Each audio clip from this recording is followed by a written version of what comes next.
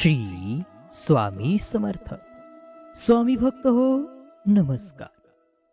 स्वामी भक्त हो, आपल्याला सुद्धा यशस्वी व्हायचंय, आपल्या दुःखातून मुक्त व्हायचंय.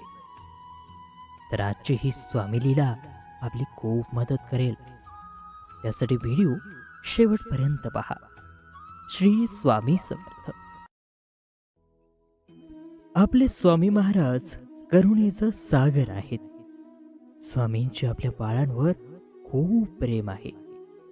असेच एकदा चोळप्पाची बायको नेहमीप्रमाणे काहीतरी काम करत होते. आवरावर करत असताना तिला अचानक काहीतरी चावल्याचे जाणवते.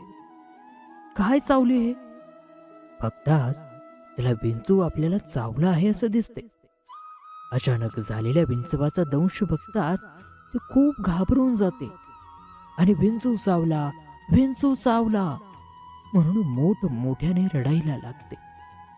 त्यावेळेला तिथेच बाजूला स्वामी महाराजांची स्वारी स्वस्वरूपानंदात रमलेली होती.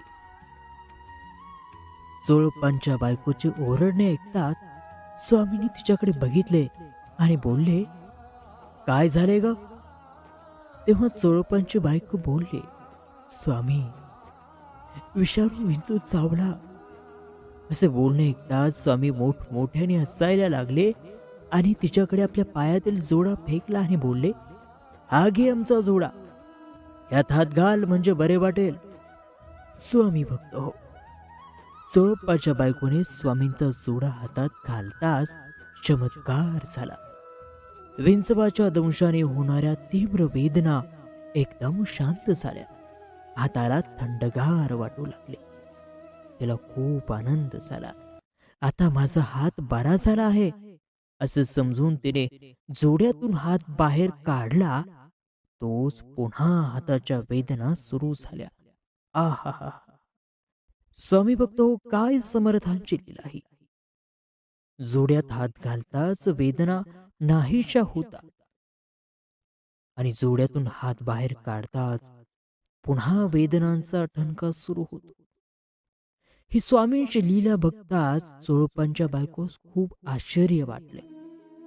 स्वामींच्या सामर्थ्याची तिला प्रचिती आली. त्या दिवशी स्वामीरायाचा जोडा हातात ठेवून तो उशाशी ठेवून ती झोपी गेली. स्वामी भक्त हो, स्वामींची ही लीला या ठिकाणी समाप्त होत आहे. पण वेळ आहे आता स्वामी लीलेतून घ्यावयाच्या बोधाची. आजच्या लीलेतून स्वामी आपणास खूप प्रेरणा देत आहेत. ज्याप्रमाणे चोळप्पाच्या बायकोने स्वामींच्या जोड्यात हात घातला तर विंचवाच्या दंशाच्या वेदना बंद व्हायच्या आणि हात बाहेर घेतला तर वेदना व्हायच्या. त्यातून स्वामी अगदी सरळ सहज समज देत आहे की जीवनात कितीही संकट दुःख असू दे वा सुख समाधान असू दे, आपल्याला स्वामीचे चरण घट्ट पकडून ठेवायचे आहे. कारण जेव्हा आपण स्वामींचे चरण पकडतो म्हणजेच संपूर्ण शरण होऊन अहंकार रहित कर्म करतो, तेव्हा आपण परमचैतन्याच्या सोबत ताळमेळमध्ये असतो. ह्या निसर्गाच्या, सृष्टीच्या, हृदयाच्या ताळमेळमध्ये असतो आणि ह्यामुळे जीवनात योग्य वेळी योग्य मार्गदर्शन आपल्याला भेटते. आपले निर्णय अचूक येतात, पर्यायाने यश भेटते.